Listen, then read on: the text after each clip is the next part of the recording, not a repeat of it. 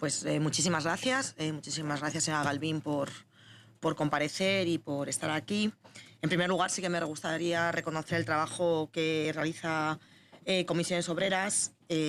Durante estos años que yo he sido diputada de Educación, portavoz de Educación, he visto el inmenso trabajo fundamentalmente en conseguir recapitular cifras que son complejísimos de obtener, porque la Consejería de Educación, la verdad es que pone complicado acceder a ciertos datos, por ejemplo, aulas de formación profesional que se cierran, plazas de bachillerato público que faltan, número de docentes que existen, es decir, hay que hacer una verdadera investigación en los presupuestos cuando viene el número de docentes, pero, por ejemplo, desconocemos, así que sí que me gustaría que, por ejemplo, hablara, si puede, un poquito sobre la formación profesional, el proceso de desmantelamiento de la formación profesional, mientras que pues, se están dando los cheques o las becas única y exclusivamente para estudiar formación profesional en los centros privados, cosa además que el consejero de Educación el otro día dijo que era mentira y lo volvió a comprobar y es verdad. Las becas para estudiar formación profesional solamente se pueden utilizar en los centros privados, lo dijo ese parlamentario, dijo que no era verdad, pues es verdad y quiero saber si es que yo estoy equivocada. Y, por ejemplo, si pudiera hablar un poco, si le diera tiempo sobre formación profesional, sí que me gustaría que diera algún dato.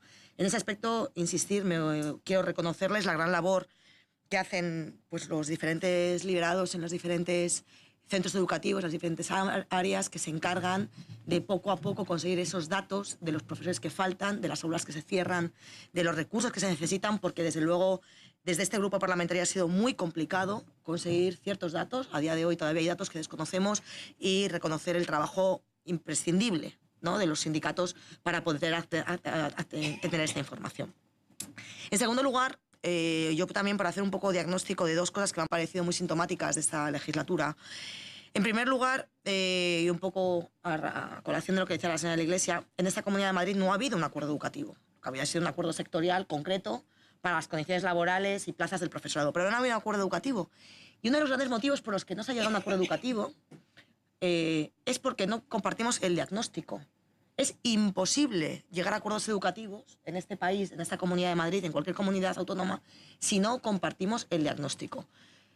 ¿Por qué? Porque el acuerdo educativo solo tiene un fin, que es intentar mejorar y, por tanto, poner soluciones a los problemas que existen.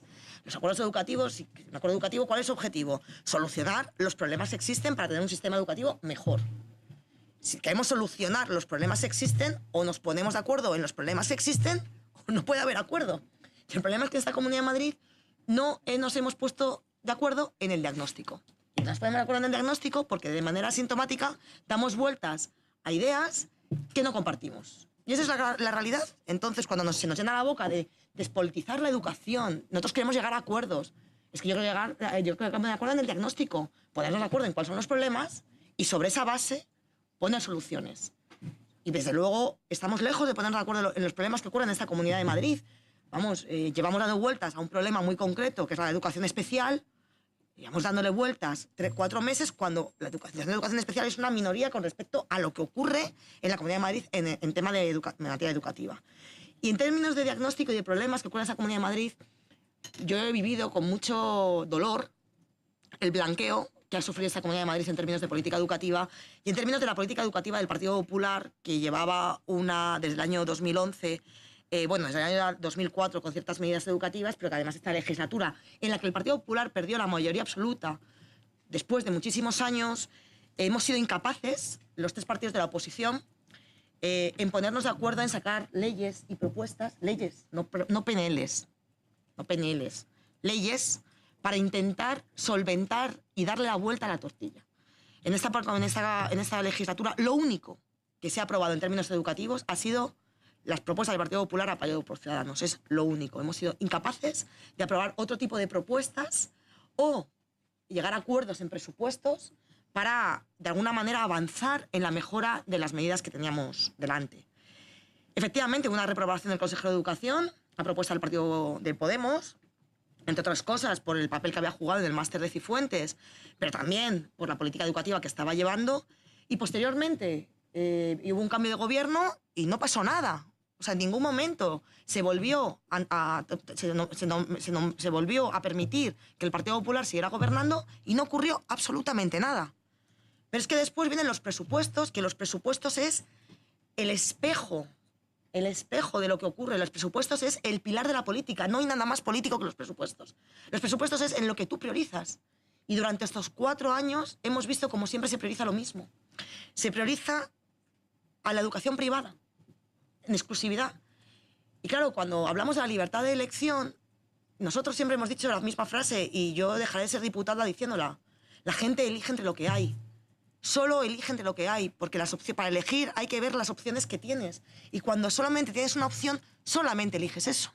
Hoy hemos visto, por ejemplo, cómo en el barrio de Begoña, de la Comunidad de Madrid, del Ayuntamiento de Madrid, en el distrito de Fuencarral del Pardo, solo hay un colegio concertado, no hay un colegio público. Pues claro, la gente va al concertado, porque es lo que hay. Entonces, llevamos asistiendo a una política completamente propagandística, llamando libertad a algo que no es libertad. La libertad es algo muchísimo más profundo que hacer una especie como de matemáticas para ver qué colegio puedo coger para no quedarme fuera, no acabar en la SAE, bueno, pues que desgraciadamente durante esta legislatura hemos visto cómo Ciudadanos, en vez de intentar sumarse a Podemos y el Partido Socialista, porque teníamos la fuerza suficiente para haber sacado adelante cosas, para haber puesto encima de la agenda otro marco, para haber conseguido mejorar las infraestructuras educativas, para haber conseguido una serie de cosas, no hemos conseguido, desgraciadamente, apenas nada, por no decir nada. Como además, mañana, ya para terminar, porque además creo que la señora Galvín ha expuesto, comparto, ya sabe que nosotros entendemos que Madrid puede hacer un esfuerzo de inversor infinitamente más grande. Nosotros creemos que es un error abordar la financiación educativa desde repartirnos la tartita enorme, la tartita enana que tenemos para la educación. Madrid necesita más inversión en educación, más inversión. No es una cuestión de que no haya dinero, hay mucho dinero en la Comunidad de Madrid, simplemente que decidimos no gastarlo, no invertir. Preferimos que las familias lo tengan en el bolsillo, pero para gastarlo todos los meses. Porque al final, claro, como no invertimos en colegios, como no invertimos en recursos educativos, las familias al final de mes tienen que depositar una especie como de cuota voluntaria o no, o las AMPAs o tal, pues 200 euros, 300 euros al mes, que al final del año se traducen en más de 3.000 euros al mes, que si simplemente pagaran un poco más de IRPF, algunos que no son ellos, que son más ricos, no tendrían que pagarlo. Entonces, al final, lo de que las clases medias pagan menos impuestos es una falacia, como un templo, porque al final, las familias al final de mes, cuando hacen cálculos al final de año, están entrando a 3.000, 4.000, 5.000 euros para garantizar la escolarización de sus hijos. Ya no hablemos ya de un poquito más de algún tipo de capricho, si me permiten, un poco mayor, que entonces ya nos vamos a 8.000, 6.000, 7.000 euros. Bueno, ya para terminar, sí que me gustaría, señora Galvín, usted como sindicato mayoritario en la educación madrileña, se han hablado con usted para el tema de las universidades privadas. Sabe que mañana se va a aprobar, creo, a no ser que Ciudadanos, que veo que, bueno, pues ha salido un momento.